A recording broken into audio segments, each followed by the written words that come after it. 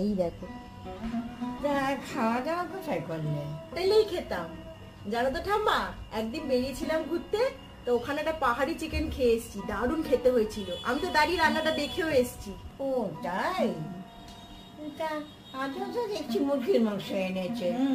তুমি বানাও তো দেখি, তুমি কেমন শিখে এসেছো। ওরকম বানাবো বলছো? তাহলে চলো বানাই। এই দেখো ঠাম্মা, প্রথমে একটা ভাজা মশলা বানাতে হবে। ধনে, জিরে, মৌরি, গোলমরিচ, গোটা গরম মশলা, শুকনো লঙ্কা শুকনো খোলায় ভেজে গুঁড়ো করে নেবো। এবার কড়াইতে তেল দিয়ে তেলটা গরম হয়ে গেলে তাতে কাশ্মীর লঙ্কার গুঁড়ো দিয়ে মাংসগুলো নুন দিয়ে ভেজে তুলে নেবো।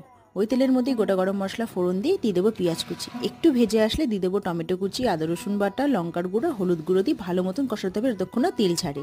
তেল ছেড়ে দিলে ভেজে রাখা মাংসগুলো দিয়ে একটু নাড়াচাড়া করে দিয়ে দেবো গুঁড়ো করে রাখা মশলাটা। এবার ভালো করে কষিয়ে নিতে হবে। কষিয়ে নিয়ে গরম জল দিয়ে সেদ্ধ হতে দেবো। মাংসগুলো সেদ্ধ হয়ে গেলে নামানোর আগে ধনেপাতা কুচি দিলেই কিন্তু রেডি পাহাড়ি চিকেন।